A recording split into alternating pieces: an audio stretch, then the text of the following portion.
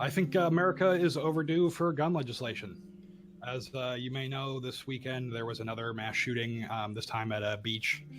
Um, it's long overdue. The NRA is crumbling. Whole new generations of young Americans are refusing to accept this gun narrative, and the face of politics is changing all over, not just on the gun rights field. Technology is also affecting public awareness and our response to these things. Um, for example, I have a quote here from an article by The Atlantic called "No, the gun culture won't always win."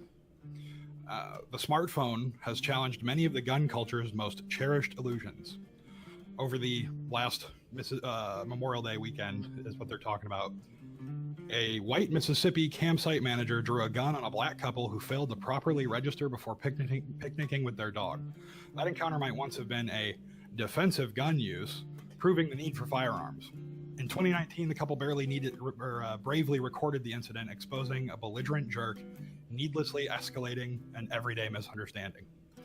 And I think that's kind of the issue with the gun now, is that there are good gun owners, but there's also plenty of idiots out there who have super easy access. It's like that dude that almost fucking shot a kid as soon as they had people with guns in the classroom.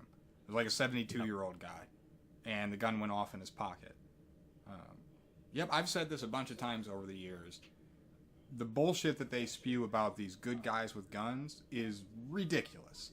Because when have you ever had anything bad happen to you and been saved by these people? I've talked about this before. They would have you believe that as though you would do something, or you would encounter some evil, and then out of the hills would ride these cowboys on horses who would just roll up and shit on the evildoers, and then you're safe again.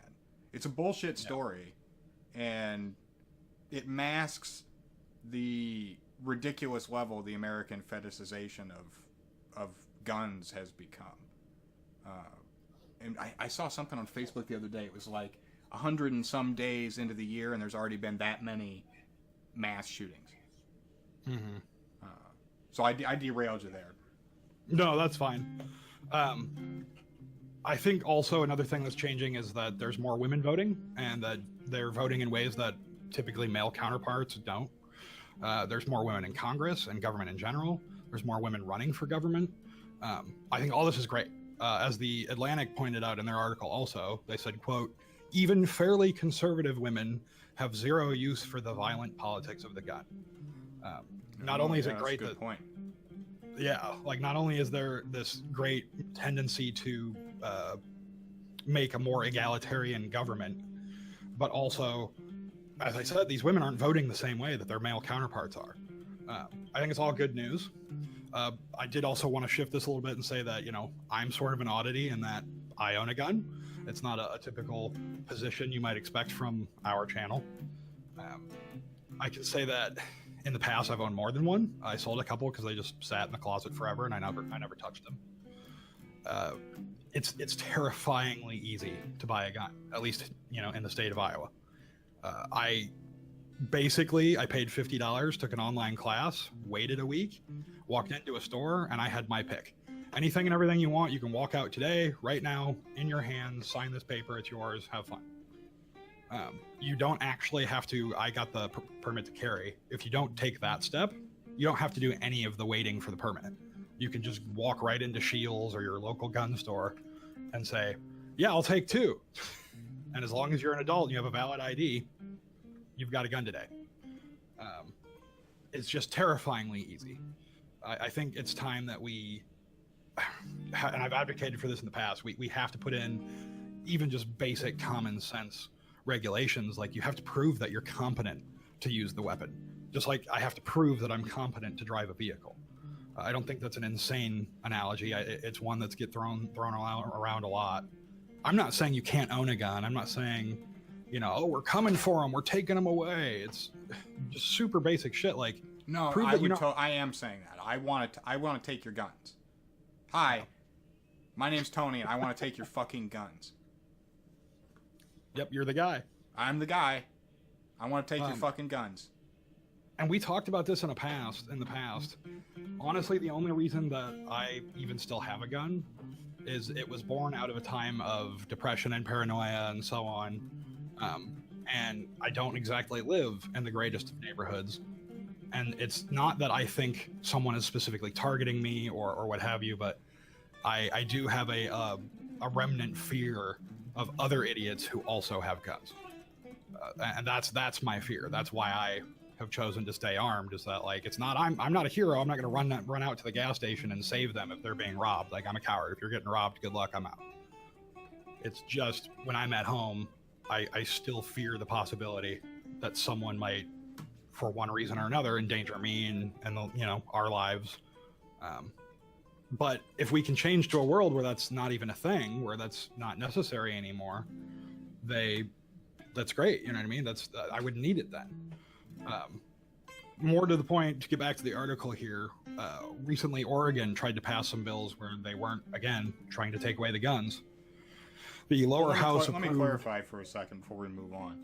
Yeah, go ahead. I could be convinced that for home defense specifically, that maybe shotguns or some handguns, maybe, I don't know.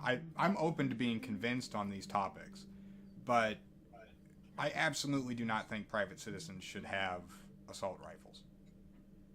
Mm-hmm. Full stop. So I don't know for sure if we differ on this point still or not, but if that's what we're talking about, like the moves that New Zealand made, I would implement those same moves for sure. Yeah. I'm not going to mask it and say and take the middle road here. Like, I absolutely think that there should be a fair and we should buy the guns from people, but no, I don't think private citizens should have assault rifles. Yeah, I mean, I used to be one of those guys that, like, I owned the cliche black scary gun. Apologies. I owned the black scary gun, and it was a thing that was born out of, you know, I wanted to get into competition shooting and this and that, but yeah, I mean, I don't know that it serves a function that's so necessary anymore that you can't, even if we were just to say, like, outlaw that, but still leave the cliche hunting rifles legal, the argument is always made, these two guns are functionally indistinguishable. Well, no, and which here's is the fine. problem. They're not going to... It's all couched in this idea that, like, well, eventually I might have to fight the government. But the problem is, most of these people are not going to fight for the ideals that we want them to fight for. They're going to fight for their right to what? Abuse women's rights, to abuse the rights of the LGBTQ community, to abuse the humanitarian rights, the general human rights of migrants, and implement other odious and disgusting far-right policies. Like, that's what they want to defend with those guns. That's what they want those fucking guns for. Yep. They're not. They don't want to actually defend my John Stuart Mill interpretation of freedom of speech or the importance of the public discourse. They don't want to defend anything like that, or the letter of the Constitution. They're not interested in that. The people who have the majority of the fucking guns are people that are going to implement policies that we don't agree with to begin with. And so, no, I'm not going to defend your right to also then have fucking assault rifles. It's pretty cut and dry to me, but I'm open to the idea. Convince me with arguments that don't include, there are heroes. That's not a good enough argument for why you should have a fucking assault rifle.